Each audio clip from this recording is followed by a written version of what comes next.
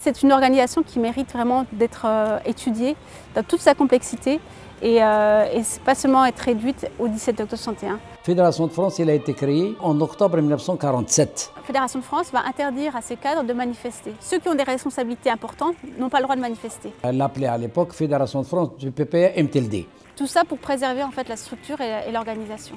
Le 17 octobre 61, même si c'est un événement important dont il faut parler, dont il faut évoquer et sur lequel il faut continuer de travailler, ça ne doit pas éclipser tout le travail de la Fédération de France. C'est une fédération aussi qui suit justement la fédération en Algérie. La Fédération de France repose sur des cadres. La Fédération de France a soutenu le GPRA. C'est une organisation très importante qui, au-delà de son rôle dans la révolution algérienne, a aussi tout un héritage politique. Il a dit en France, les migrants, il faut leur donner. C'est une fédération aussi qui suit justement la fédération en Algérie. L'arrestation de ces cadres signifierait en fait une désorganisation totale de sa structure et donc de son organisation. Préserver à tout prix la Fédération de France parce qu'elle a un rôle au-delà de l'organisation, de l'encadrement des Algériens en France. Son rôle est un rôle important, un rôle financier. C'est la Fédération de France qui va financer plus de 80% du budget du GPRA. Et donc si ces cadres à Paris sont arrêtés, c'est une catastrophe en termes d'organisation.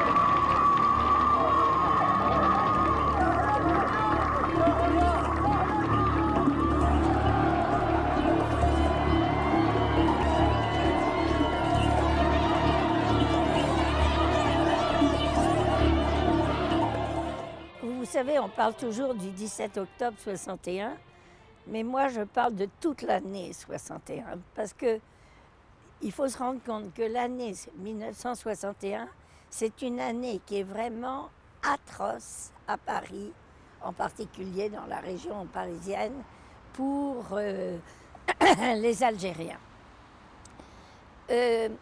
Nous avons à ce moment-là Papon, qui est préfet de police à Paris. Et Papon a été avant IGAM à Constantine. Papon a dans l'idée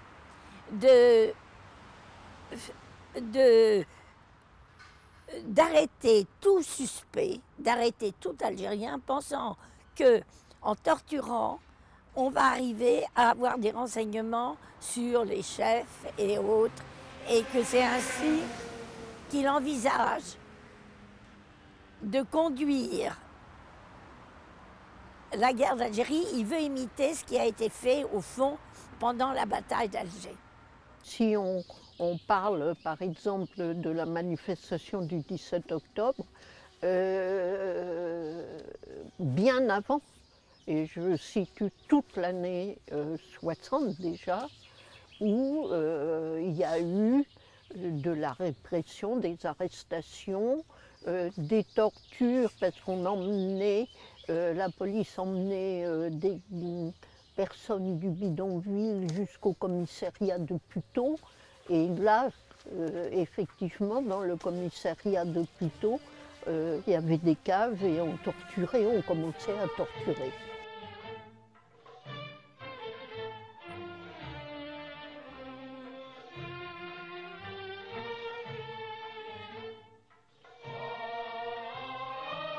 Monsieur Papon, après avoir, comme je vous l'ai dit, autorisé sa police à faire des dépassements extraordinaires, a estimé bloquer la fédération, la réduire à néant en l'empêchant de fonctionner.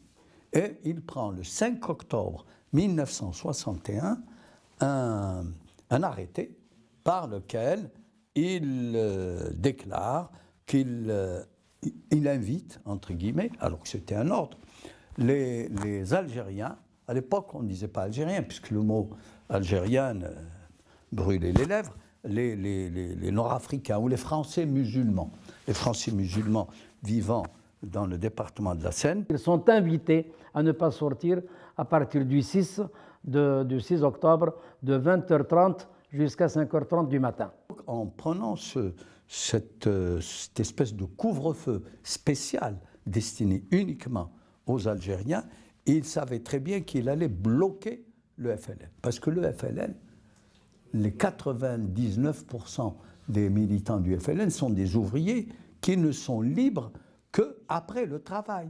Si vous les empêchez de sortir, bientôt, vous empêchez les cotisations, vous empêchez la distribution des tracts, des communiqués, etc. Donc, vous allez étouffer le FLN. Régulièrement, tous les mois, les rapports arrivant au comité fédéral, le comité fédéral se réunit, étudie ces rapports et prend les mesures qu'il faut prendre en fonction de ces rapports. Donc, il n'y a pas une personne qui est venue dire « attention, il faut mettre un terme au couvre-feu ». Non, c'est les rapports de tout ce qui est où il y a une et où il y a deux, c'est-à-dire Paris intramuros et Paris périphérie. Donc, c'est dans ces rapports-là qu'il était demandé au comité fédéral de prendre une mesure pour mettre un terme à ce couvre-feu. Dans les semaines qui précèdent le 17 octobre, il y a eu une répression accrue de la police auxiliaire contre l'immigration dans certains quartiers de Paris, le 18e arrondissement, le 13e arrondissement, et aussi contre les régions où il y avait des bidonvilles comme à Nanterre. Une répression très violente. On a reçu la directive détaillée en 3 phases, le 17. Qu'est-ce qu'on doit faire? Le 18 et le 19. Voilà, c'est des phases. Donc le 17, c'est bien clair, il faut sortir à partir de 20h, c'est le contraire du couvre-feu. À partir de 20h, il faut sortir tout le monde, hommes, femmes, enfants, même les poussettes, même personne ne doit rester chez lui. En particulier dans les banlieues, il faut y aller dans les grandes artères de Paris. C'est-à-dire montrer un peuple décidé, déterminé, pacifique. Ce n'était pas des gens qui descendent dans la rue pour faire la casse, faire n'importe quoi, non. C'était une manifestation pacifique. On a fait fouiller les gens dans les hôtels avant de partir. Même pas un canif. Parce que ce serait un prétexte, on dit voilà, ils sont descendus avec des haches, avec des manches de pioche, avec... Non, rien de tout ça.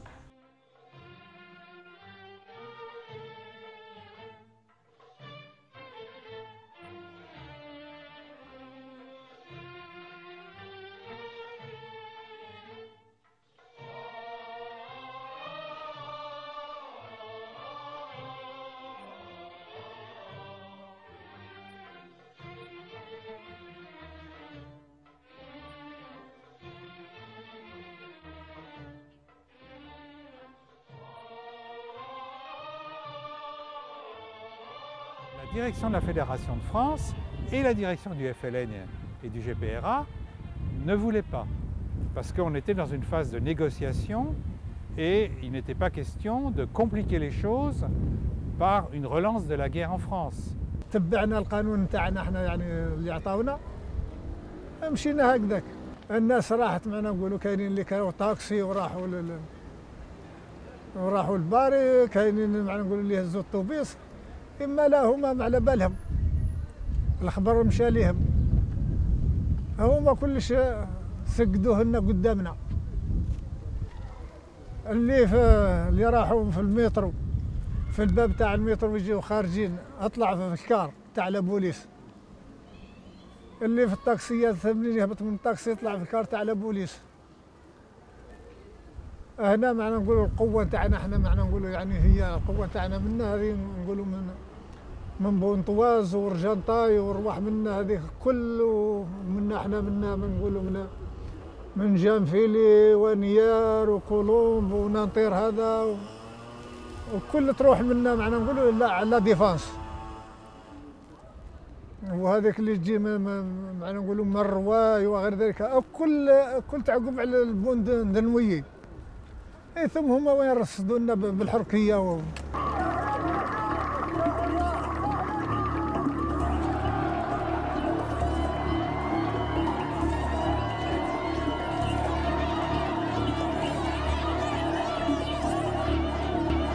toutes les provocations sont venues de la police. Et malgré ça, les Algériens n'ont pas riposté. Ils étaient parce qu'on les a bien mis. C'est-à-dire qu'on voulait que cette manifestation soit l'image de l'organisation FLN. Quand on dit manifestation, ça suppose la casse, l'ayat, mais marche pacifique. On est contre le couvre-feu. Il y a le couvre-feu raciste qui nous a été imposé. Si nous étions français, pourquoi qu'on n'a pas le droit de sortir la nuit? On n'a pas le droit d'y aller au restaurant, d'y aller au cinéma, de sortir comme tout le monde. Alors si vous nous enfermez dans un ghetto, ça veut dire que ça devient un camp, Paris, là où vous habitez les Algériens, personne n'a le droit de sortir. Dans la journée, on travaille chez eux, dans leurs usines, dans leur économie, on l'a fait fructifier. Mais la nuit, on nous a dit de sortir manifester pacifiquement parce qu'il y avait le couvre-feu. Et comme il y avait le couvre-feu, on n'avait pas le droit de sortir après 20 heures. Alors ce n'était pas possible pour certaines personnes de être chez soi à 20 heures lorsque vous travaillez plus tard et vous quittez votre travail plus tard. Alors ils ont décidé qu'on fasse une manifestation pacifique. Et c'est pour ça qu'ils nous ont dit vous pouviez emmener les enfants. Il n'y a aucun risque, vous emmenez les enfants, ils peuvent aller avec vous. Donc vous manifestez comme ça et vous venez. Et le mot d'ordre, il a été donné partout, dans tous les quartiers.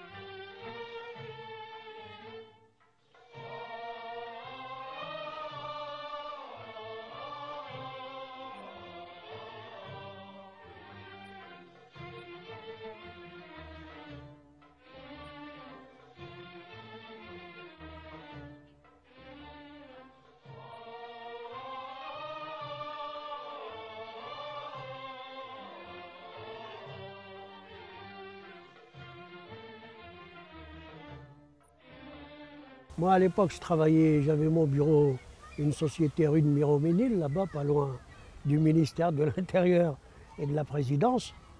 Et je savais que l'une des manifestations allait venir sur le boulevard et qu'on allait se retrouver nécessairement devant le cinéma Rex, qui, de toute manière, et traditionnellement, faisait partie des lieux de manifestation. J'ai quitté le bureau, je suis plus vers 6h15, 6h20. Temps de prendre le métro. J'arrive au métro Richelieu-Drouot, pour ceux qui connaissent le métro de Paris. Je me suis dit, je vais descendre là, je vais faire le reste à pied. Mais il y avait tellement déjà de monde sur les quais, dans les couloirs, que j'ai dit, je vais plus loin. Je descends en fait, de l'autre côté du cinéma Rex. Je rentre dans la manifestation, il y avait déjà des accrochages avec la police, les CRS, ça cognait un peu partout. Et on commençait, j'ai entendu d'ailleurs des coups de feu, mais sur le coup j'ai pensé qu'ils tiraient peut-être à blanc pour faire peur. Et je m'étais dit de toute manière, il y avait le journal de l'Humanité qui était dans l'immeuble en face du cinéma Rex, au premier étage. Et je les voyais qui prenaient des photos. Et je me suis dit, bon, de toute manière, ils vont peut-être pas taper trop fort parce qu'il va y avoir des journalistes qui ont pris des photos et qui vont les publier. Ça s'est publié que plus tard.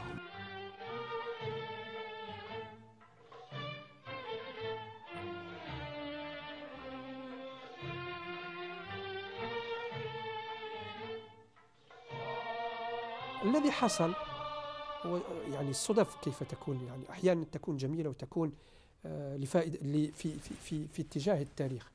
انه واحد المصور فرنسي اسمه إلي كاغون، هو من مواليد سنة 1928 وفارق الحياة في سنة 1999. كان حاضرا ليلتها في باريس.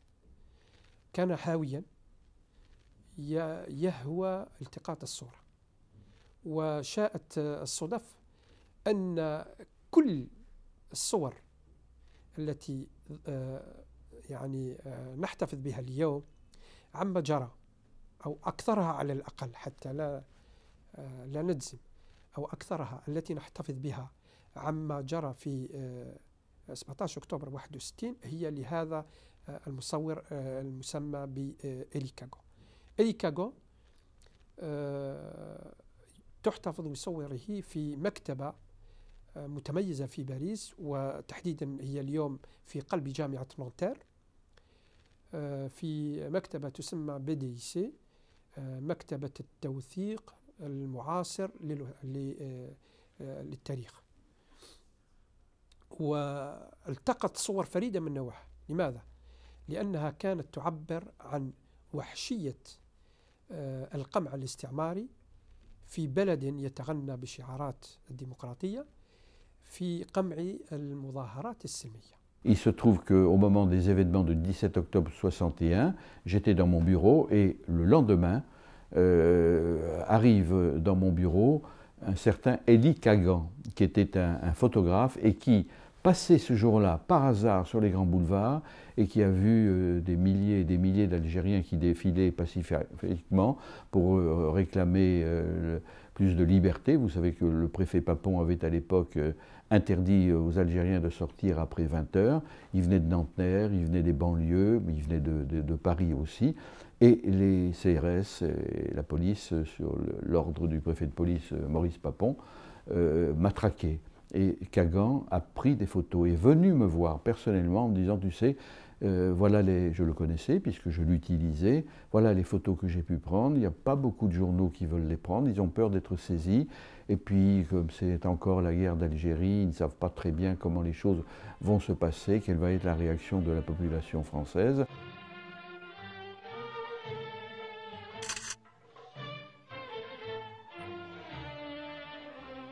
Je dirais que du boulevard Saint-Michel à Neuilly, tout le long de la Seine, c'était un matraquage, disons, général.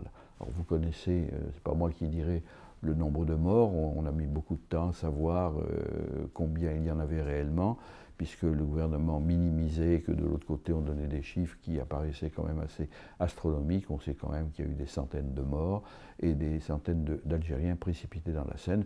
C'est un crime d'État qui n'a été reconnu que beaucoup plus tard, comme vous le savez, même je dirais récemment, et je m'honore d'avoir été un des journaux, peut-être le premier journal, à avoir donné des informations et publié les photos d'Elie Kagan. Et Elie Kagan est devenu par la suite un ami, et j'étais moi-même à ses obsèques, et à ses obsèques où je me suis retrouvé d'ailleurs avec le rédacteur en chef du Monde de l'époque, Edoui Plenel, et c'est moi qui ai prononcé l'hommage funèbre d'Elie Kagan, et j'ai rappelé que ce fils de gens qui avaient été déportés à Auschwitz était celui qui avait mis en avant la manière dont avaient été traités les Algériens en cette funèbre journée du 17 octobre 61.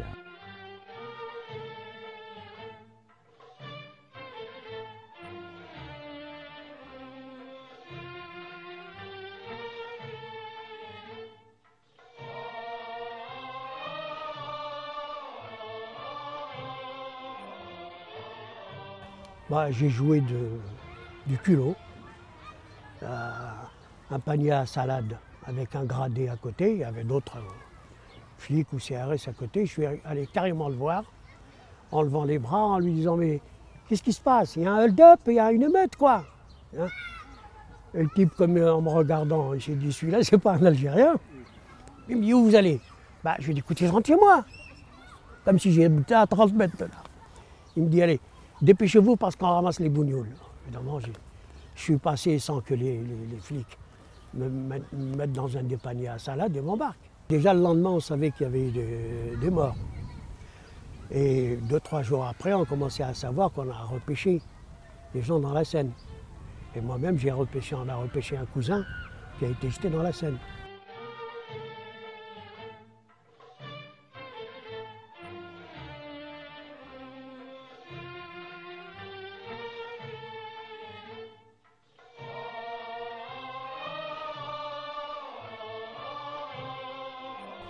Quand la manifestation du 17 octobre a été décidée, il y avait déjà quelques mois que le comité fédéral avait constitué ce qu'on a appelé la section des femmes. Puisqu'ils avaient vu qu'avec déjà les femmes rouspétaient de ne pas être dans les structures. On n'était ni dans les cellules, ni on était responsable, ni rien du tout, et on faisait le boulot. On a dit Walech. Ils ont discuté et puis ils ont dit oui, effectivement, il faut qu'on structure les femmes. On va les structurer dans une structure autonome. Et j'ai été désignée comme responsable de cette structure, ce qui s'appelait la section des femmes. Au début, elle s'est constituée avec le noyau des permanentes, comme je dis, les femmes de l'ombre. Et puis, elles avaient des directives spéciales. Enfin, il y a tout un travail qui a été fait. On a fait un programme en direction de cette structure des femmes, de cette section des femmes. Il y avait des responsables et elles devaient faire le travail comme l'organisation s'est faite au début, c'est-à-dire organiser au début des groupes et ensuite en vue de les structurer après comme à l'image des hommes. La deuxième phase, le lendemain, le 18, c'était les commerçants. Le 19, c'était les femmes. Les femmes qui doivent sortir cette fois-ci dans toute la France, toutes les militantes et les femmes doivent sortir, y aller parce que l'organisation, quand on a reçu ces instructions, nos responsables, ils ont prévu des arrestations, des massacres, pas de celles de l'ampleur qu'on a vécues. Hein.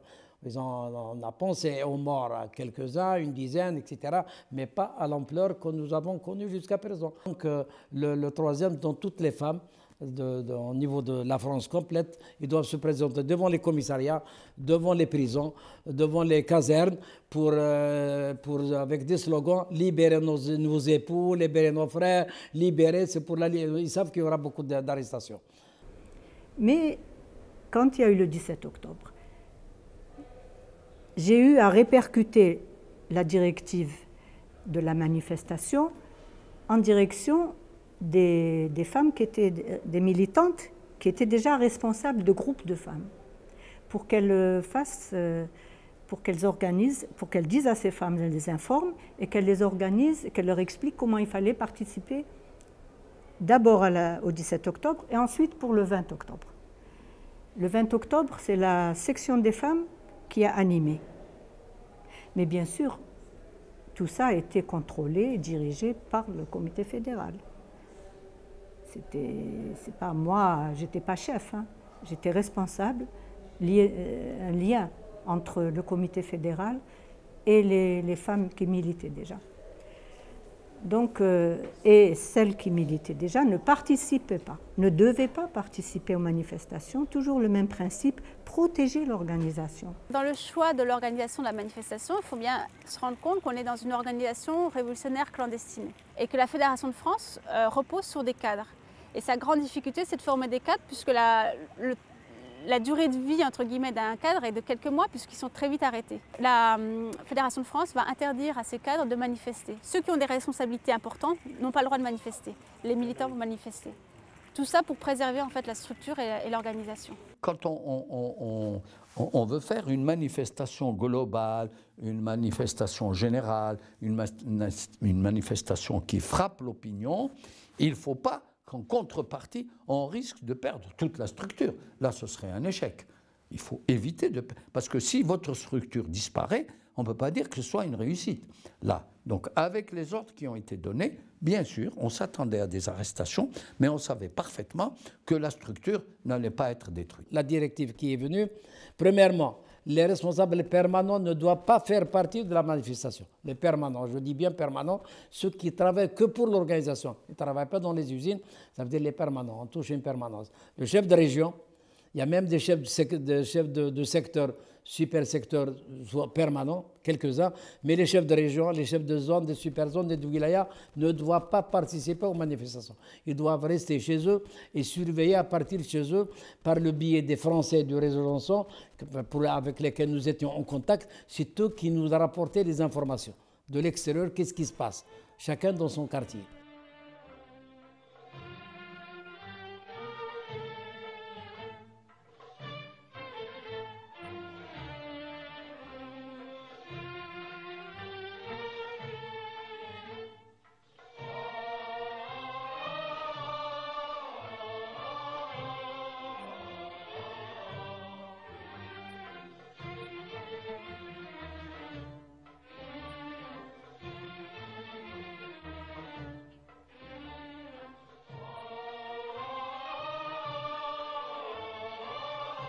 Il y a eu un encouragement de la répression dans le sens où il y a eu aussi des faux messages qui ont été diffusés sur les postes de radio de la police, disant qu'on avait vu des manifestants armés, ce qui est faux, les manifestants n'étaient pas armés, mais en diffusant ce genre de faux messages, on encourage encore plus les policiers à en découdre.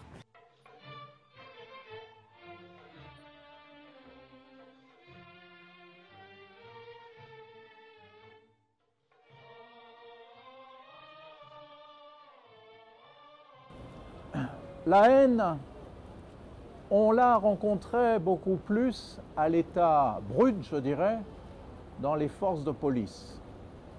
Il y a eu en octobre 61 une volonté de vengeance à l'égard de toute une population.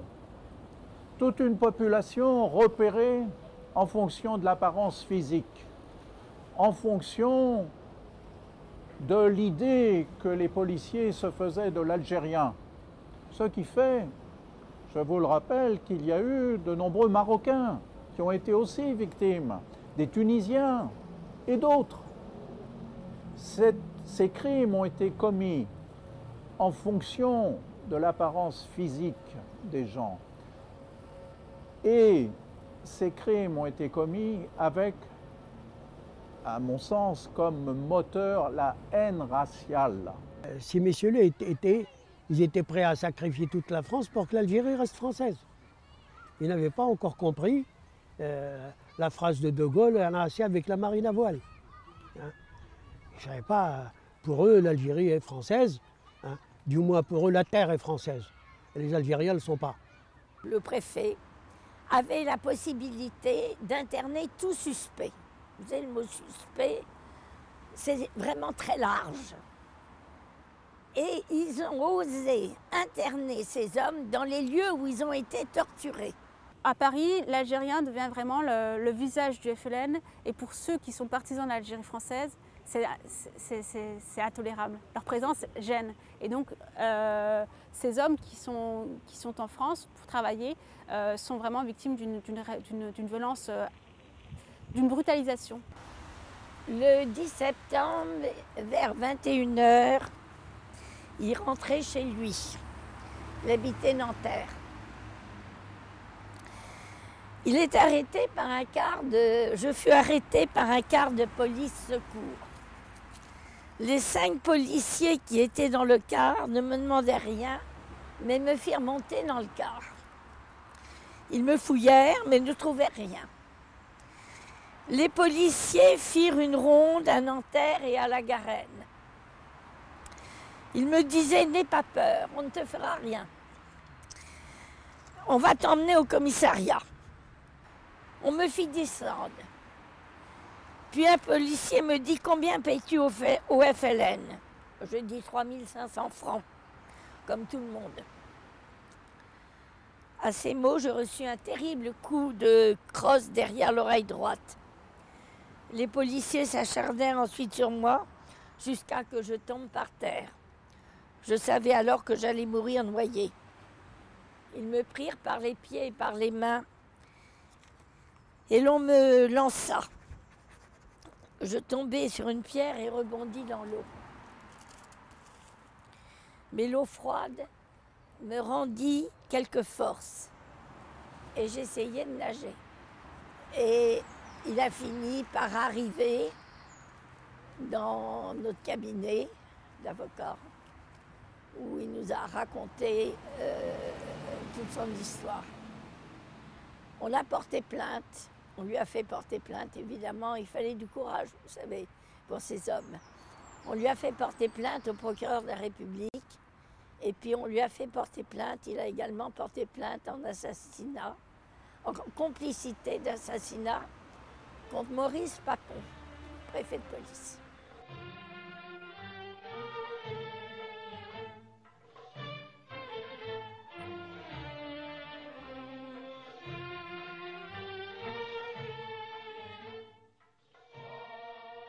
Avant d'arriver sur Nanterre, on a rencontré beaucoup de difficultés, beaucoup de gens qui n'étaient pas bien, si vous aimez mieux. Ça a tellement été choquant pour les premiers. Les premiers, quand ils ont vu les gens tirer, les gens les jeter dans la Seine, pour eux, c'était choquant. Hein. Nous, on a eu cette chance de ne pas être comme ça dans les débuts. Mais enfin, quand on pense aux gens qui ont été jetés comme ça à la Seine, vivants, vous vous rendez compte, monsieur, vivants? Et après, ils ont dit, il y a 1 ou 2 personnes, c'est tout ce qu'ils ont dit, 1 ou 2 personnes lorsqu'ils ont dit, vous savez, quand on fait des recherches, hein, ils ont trouvé plus de 200 ou 300 personnes. Et malheureusement, on a connu des gens qui étaient du quartier qu'on n'a jamais revus, de ce jour-là, on ne les a jamais revus. J'étais militante et évidemment à Marseille, c'était très particulier parce que l'OAS était très important, c'est-à-dire qu'il y avait quand même beaucoup de gens qui soutenaient l'OAS à Marseille, il faut bien le dire.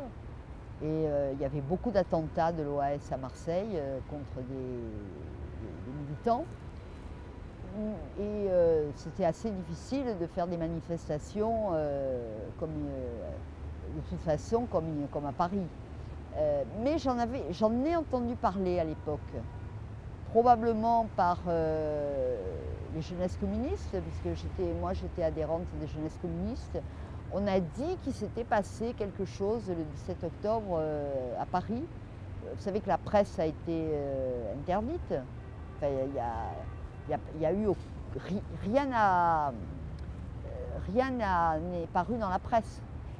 La seule chose qui était publique, un petit peu publique, on va dire, c'est un tract anonyme de policiers syndicalistes de la CGT qui ont écrit dans la nuit, ils ont écrit un tract qui a été diffusé anonymement, alors je ne sais pas à combien de gens, mais qui faisait état, c'est les premiers qui ont fait état de morts en nombre important, puisque la version officielle le lendemain des événements, c'était des arrestations, et encore pas le chiffre, parce qu'en réalité il y a eu plus de 10 000 arrestations, c'est des arrestations, des blessés peut-être, et ensuite 2 morts. La déclaration du groupe de policiers républicains, ils ont dit qu'on a jeté à la Seine Hadi Maroufa, dans tous les ponts d'ailleurs, jeté comme ça, comme des ballons, et en même temps on a même brûlé vif avec l'essence, à Saint-Denis par exemple, avec de l'essence. Ils ont attaché des Algériens, les mains et les pieds bien sûr, ils lui mettaient de l'essence, tant qu'il bouge, il crie, on lui ajoute de l'essence et jusqu'à il n'y a pas de souffle. Qui montent et dans un sac, c'est les policiers français qui l'ont dit. Hein. On a pendu des Algériens dans les bois de Boulogne et les bois de Vincennes et les bois de Meudon. On les a pendus avec les fils de fer. La préfecture de la Seine, par exemple, où Papon il était, c'est la nuit du 17 octobre. Il y a eu quand même 150. Ça a été dit même par les policiers, ça a été rapporté même par les historiens français. Jean-Luc Huneau dit avec des détails. Et ben la cour de la préfecture, la nuit, il y a eu 100 et quelques jetés dans la nuit. Ils les ont tués au sein de la préfecture, ils les ont jetés à la Seine parce que la préfecture de la Seine, elle est à côté. Ça veut dire attenante à la Seine. Donc, nous avons estimé que le nombre de morts est de minimum 200 morts jetés dans la Seine ou tués sur place. Peut-être 400. Certains pensent à 400. Pourquoi nous disons minimum 200? Parce que, comme je vous le disais à l'instant, avec les arrestations, le lendemain ou surlendemain, un grand nombre de personnes, de militants arrêtés, ont été transférés en Algérie, soi-disant vers leur douar d'origine, alors qu'en fait, ils ont été transférés dans des camps d'internement, ici en Algérie. À partir de là, nous avons perdu leurs traces. Donc nous ne savions pas s'ils étaient vivants ou morts. Les 200 dont nous parlons sont les 200 qui résultent des rapports que nous avons reçus dans la semaine ou la quinzaine qui a suivi la manifestation. Et là, ce sont des chiffres précis venant de la part de l'organisation. C'est-à-dire lorsque quelqu'un dit « j'étais à tel endroit », un tel qui était avec moi, je l'ai vu, il a été bastonné, assommé et jeté dans la Seine. Là, on a fait ce calcul, on arrive à 200. J'ai publié une liste d'environ 400 cas, voyez-vous, dont, alors en me basant sur des archives de diverses sortes, archives du FLN, archives de la préfecture de police, archives de justice, très important, archives la presse également de l'époque, et puis des témoignages aussi. Bon. Et donc, c'est une liste d'environ 400 cas, parmi lesquels de nombreux corps non identifiés, parce qu'on a retrouvé plusieurs dizaines de corps qui jusqu'à maintenant restent inconnus, parce qu'il était habituel de la part des policiers qui commettaient ces crimes d'enlever les papiers des personnes qui étaient ensuite soit jetées à la Seine dans des canaux ou laissées pour mortes. Hein. Voilà. Environ 400 cas pour l'ensemble de la période, dont environ 170 à partir du 17 octobre. Voyez-vous? Voilà. Mais c'est une liste qui n'est pas exhaustive. استمرار المد الثوري في الجزائر جعل السلطات الاستعمارية في باريس تنظر لنشاط ثورة التحرير ممثلة في فيدرالية الجبهة فوق التراب الفرنسي بعين من القلق. لماذا؟ لأن نقل الثورة إلى التراب الفرنسي وامتدادها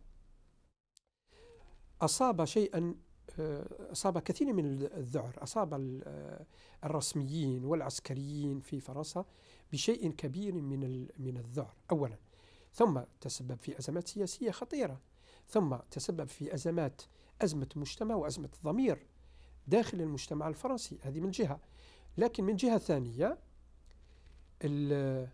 الذي كان مكلف رسميا بقمع الجزائريين تحديدا، لأنه فرنسا أو باريس كانت مفتوحة إلى الكثير من الأجناس وكثير من الجنسيات التي تتمتع بالجنسية الفرنسية أو حتى التي احتفظت بالجنسية الأصلية.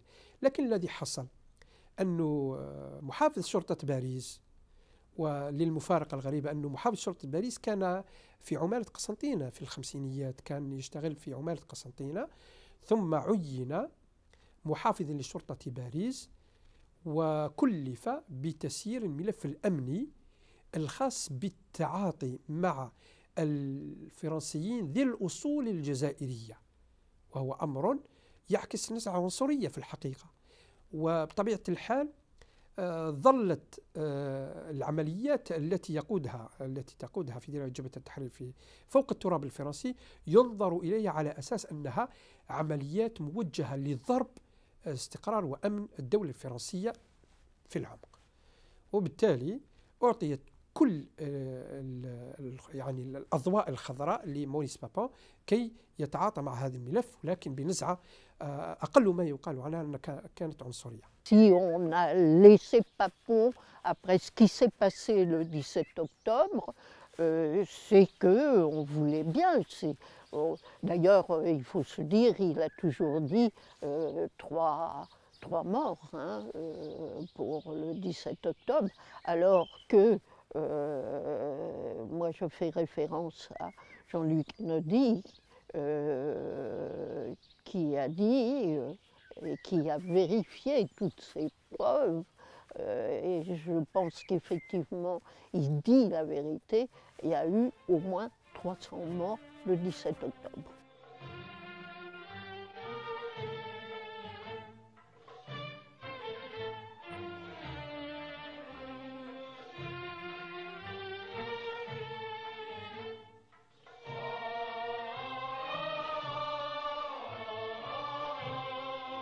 Le communiqué du 5 octobre qui annonce le couvre-feu suite à un conseil interministériel convoqué par le Premier ministre de l'époque, Michel Debré, qui décide donc de l'instauration de ce couvre-feu et qui a aussi, au même titre que le ministre de l'Intérieur, une responsabilité. C'était une provocation, bien entendu.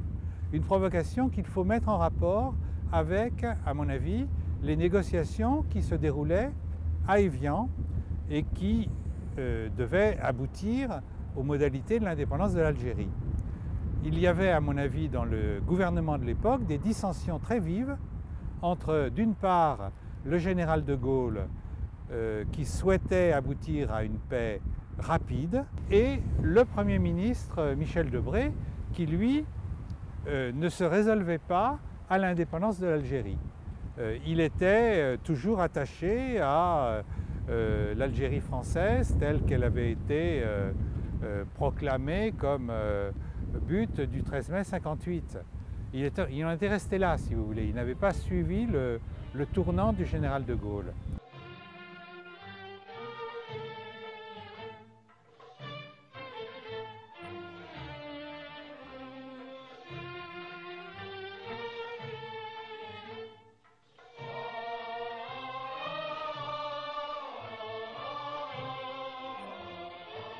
Il existait à l'époque la force de police auxiliaire constituée de supplétifs algériens encadrés par des officiers de l'armée française agissant sous les ordres directement du préfet de police et qui ont commis de nombreux crimes durant toute cette période, hein, qui habituellement descendaient dans les hôtels où vivaient les Algériens. Ils se livraient là à des violences sur les Algériens qui y demeuraient. Hein. Il s'agissait en général d'hommes qui, pour des raisons diverses, eh bien, voulaient se venger du FLN, hein, et qui s'en prenaient aux Algériens dans les rues, dans les hôtels. Et puis il y avait la torture pratiquée dans certains hôtels réquisitionnés par cette force de police auxiliaire, en particulier rue de la Goutte d'Or. Lorsque la police n'arrivait pas à les faire parler, on les menaçait de les remettre au centre d'entraînement des calots bleus. Et alors, on les remettait au calot bleu, c'est-à-dire au Harki de Paris, de l'équipe du capitaine Montaner. Et là, beaucoup qui ont été remis entre les mains des Harkis n'en sont pas sortis vivants. Parce que là, beaucoup sont restés certainement morts sous la torture. En tout cas, nous en connaissons quelques-uns, beaucoup d'autres, nous n'avons pas eu de précision, mais pour certains, nous savons que remis des mains de la DST aux mains des Harkis de Paris, eh bien, à partir de là, nous avons perdu leurs traces. ثم في الجران كارير 18 كان الغاشي كي يركبونا في الكار تاعهم هذيك جاو يديونا الفانسان اللوريسيان كو التليفون قالوا لهم ما كانش البلاصه كومبلي داونا البالي دي سبور كانت 2000 وشي حاجه او ديبار كانوا الحركه مع لا بوليس والحركه ولاو يضربوا بعض الناس اللي يروحوا حاشاك البيت الراحه كانت مخفيه هكا يضربوهم وينحيوا لهم اللي عنده ساعه والله عنده خاتم تاع ذهب والله ينحيوه له. الور ولات الفوضى ثم كاينه الفوضى جاو قالوا لهم واش كاين ولاو نحاهم جابوا لنا العسكر اللي كانوا متكلفين بينا الداخل. الحال اللي حاركين فدان قبل اللي حاركين بوينتن ابارتير دو à partir de 59. À partir de 59, qu'ils ont pris les Idoussari حاركين غير باريو. بوينتن ضمنتن داكي ديال الجزائر. اشوف دنيا غني سي بابون qui a ramené le capitaine Montaner pour pacifier, en commençant par la région parisienne et évidemment la banlieue. À partir de 59, à partir du second front, justement, qu'ils ont pris une décision de faire venir les Harkis. On parlait à l'époque jusqu'à 60 000 Harkis. تلقاني مرة داكي يبون سياقين ضمان ميمي حركين النير لان هو قاعد نستخدم عطاش نستخدم ديك السن يديك شمن ندوغال غير النظام ويدي يفاق النوثني نغنتن ما الا يو نغنت دي فالونس سي ان ليوتنون دو حركين الى تي à Valence évidemment c'est la mer rouge parce que les Harkis comme un capitaine Montaner il était en contact avec la DST il était en contact avec la mer rouge قاعد يديروا حنا دينا تورتور اللي حركي لا قاعد يدير تي دي اس تي ماشي لونير الا هو قاعد بينو حقا صح ولكن كثران لا قاعد يدير تي دي اس تي ساكن تنا لي تورتور تنا دينا اني حركي. Moi je suis pas politique. Je sais que la répression elle n'a pas arrêté. Moi je dis pas qu'elle a été plus ou moins, mais quand il y a eu les Harkis, effectivement, parce que les Harkis ils avaient une supériorité, ils connaissaient la langue, ils allaient dans les quartiers arabes. Et puis, c'est des Harkis, c'est des traîtres. Donc, ils n'ont pas la formation de républicains français, ou ils n'ont à obéir à personne d'ailleurs.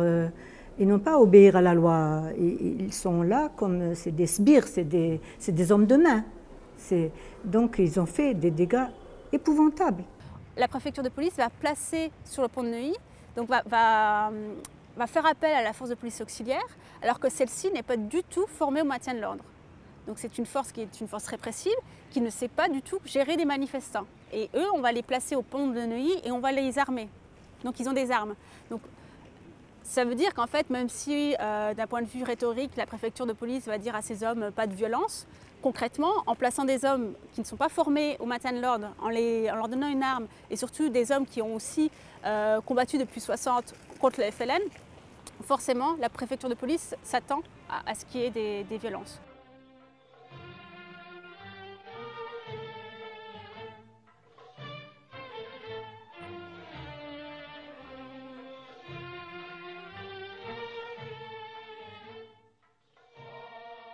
Il a fallu attendre le 17 octobre 2012 pour que le nouveau président de la République française, François Hollande, élu quelque temps plus tôt, eh bien, fasse une très courte déclaration reconnaissant enfin les victimes algériennes du 17 octobre 61 qui manifestaient pacifiquement pour l'indépendance de l'Algérie.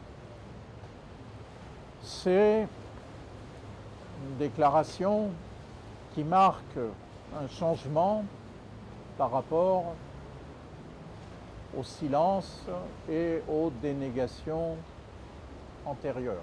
C'était un crime qui était quand même significatif de la façon dont, à l'époque, les choses n'étaient pas encore réglées. Même si, évidemment, les accords d'Évian sont intervenus peu de temps après, on va dire, historiquement. Mais il n'empêche qu'à ce moment-là,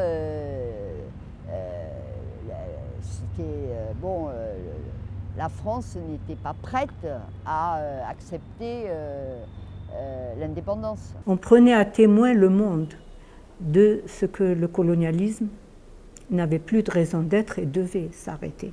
Et de ce que le FLN était seul représentant des combattants algériens, du peuple algérien. Et qu'il n'y aurait pas de négociation si elle ne portait pas sur la libération, sur la décolonisation de tout le sol algérien. Sahara compris. Le voyage de François Hollande en décembre 2012, à mon avis, a constitué une étape importante dans la reconnaissance. Ça a été un pas. Ça a été un pas parce qu'il a parlé de la période coloniale. Il a parlé de la violence constituée par la colonisation, par la France de l'Algérie. Et de ce point de vue-là, il a dit des choses qu'aucun président avant lui, aucun président français avant lui n'avait dit. Mais je ne considère pas, en ce qui me concerne, que le dossier est clos et qu'il a tout dit. Hein, parce que sur la répression de l'immigration en France, notamment le 17 octobre, sur d'autres épisodes, comme la pratique de la torture par l'armée française, comme des épisodes de répression, non seulement le 8 mai 1945, mais août 1955 dans le Constantinois, par exemple, où il y a eu aussi une répression massive, et d'autres épisodes aussi ont été marqués par des massacres de masse. Donc je crois que tout n'a pas été dit par les autorités françaises sur cette répression coloniale et sur cette guerre d'indépendance. Quand on voit maintenant que sur le pont Saint-Michel, vous avez une plaque, ici sont morts des Algériens pour la liberté, pour la, je ne me rappelle plus du terme précis, qui en tout cas, qui sont morts pour la défense de leurs droits, on n'est pas allé très loin, mais enfin, il y a quand même une reconnaissance de la justesse du combat des Algériens pour leur liberté. Et ça, c'est inscrit sur le marbre, sur plusieurs ponts de Paris. Ça, c'est le résultat aussi, il faut le dire, du 17 octobre. Et maintenant, c'est inscrit dans le marbre c'est gravé dans le marbre et c'est pour toujours. Là, le sacrifice des Algériens de cette époque-là ne sera pas perdu, en tout cas il ne sera pas oublié, parce qu'il est là, il est inscrit pour l'éternité.